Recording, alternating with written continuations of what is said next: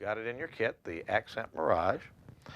And we're going to lay some of it so it kind of ends up right here on the end of the foam. We're going to take our thumb down and spread it out and trim.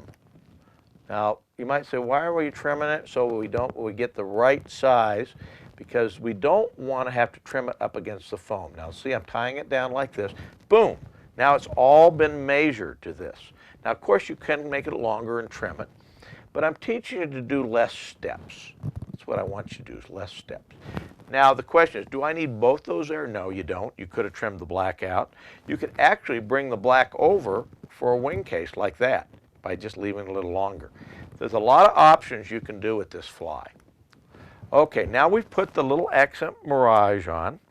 Now, we're going to add something that's really dear to my heart, and something you're going to use in just a few minutes, because we're going to go to a stimulator. And this is very similar to what you've done here. And the stimulator's #1 asset is having Elk Hair. And Elk Hair, this is Elk Hair. Oh, and this is non-bleached natural Elk Hair. And it is some of the most important material we can use in fly tying. And you want to make sure you get Elk Hair that's nice, it has this nice light color. You can get it darker, but I like the light color for this fly. Now, what we're going to do is we're going to learn how to stack and maneuver this Elk Hair. It's very similar to what we did with the calf tail. What we're going to do first is get some of this out right here. We're going to get it to kind of pull out some of the long ends. Now, this is the nasty stuff that's right down here. A lot of people will use a comb, a little mustache comb, but I think you can find out if you just hold on, use my fingers like I'm doing right here. Look at all that. You know, nobody thought elk had fur, but look at that. It's fur inside the elk. They have to handle cold weather, so they take every advantage with their body. Now, we want to get this nice and even, so what we're going to do is pull on the ends and bring it around like this. This is, again, is that hand stacking, kind of a technique that you're going to find a little difficult at first.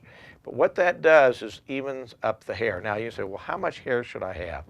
Well, measure it against your gape a little bit. That's about right. Again, if you have too much and it looks too lopsided, you'll want to cut it back. Okay, now we're going to go to our hair stacker again. And we've got all different types of hair stackers here. The main thing, let's go with a different one this time. This is kind of a bigger one, kind of a brass looking one. We're going to tap that in. Again, what I'm doing is I'm hitting it on the desk. Now, I like to keep my thumb on top so then I can really hit it. And I find the best way to do it is kind of like that. Boom, boom.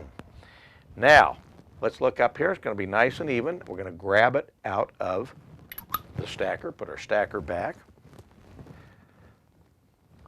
Now we're going to look. Ooh, you know, I think I got a little more than I need, so I'm going to thin it down a little bit.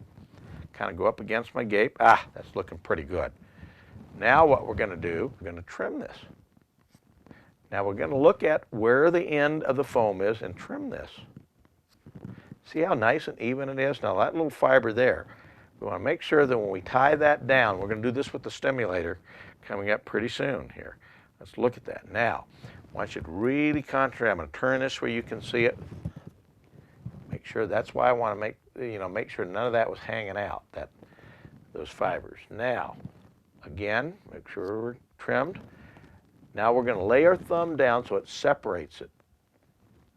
And then we're going to tie a few wraps. Now notice how it spreads out here. That's really important, especially when we get to our stimulators. That means it's going to lay in the water nice and flat and not roll over. Now we're going to take some of our cement. Again, I like a cement that you can just kind of brush on, just easier to deal with.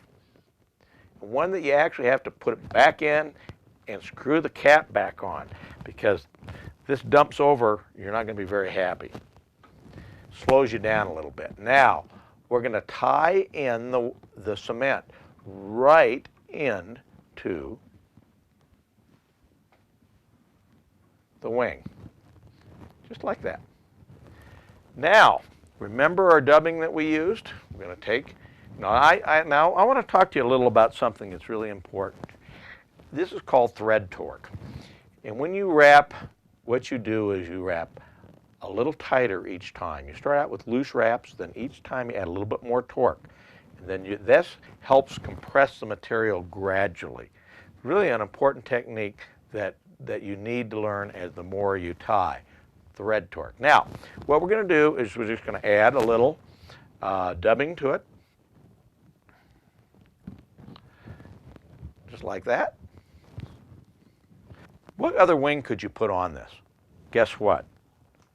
This material right here that we used in the last fly, that makes a terrific wing on this fly too.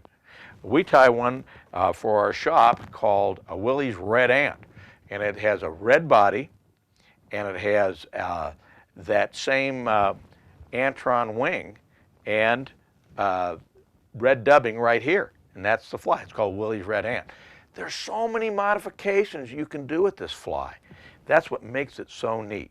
Now we're ready to add the last couple things to the fly. We can then take the legs and just put it on like that. So we have another set of legs. Go on the other side, again, twisting it. Now what you may want to do is just wrap over until you position it, then pull. You're going to find the legs aren't as easy as it looks.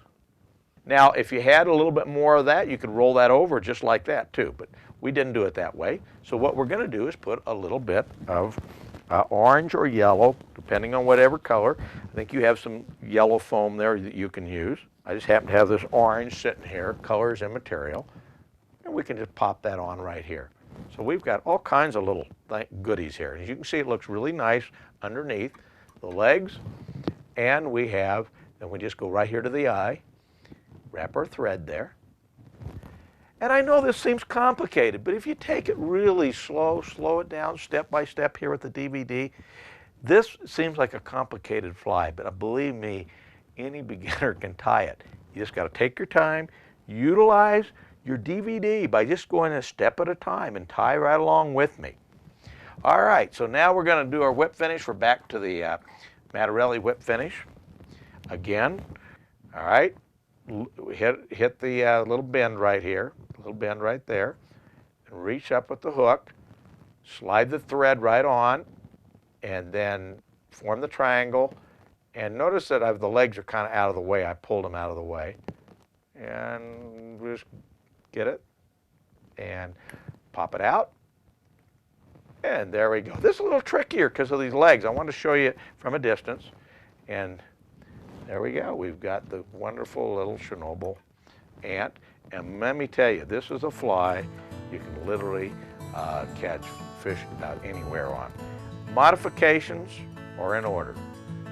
So here we have the Modified Chernobyl Ant.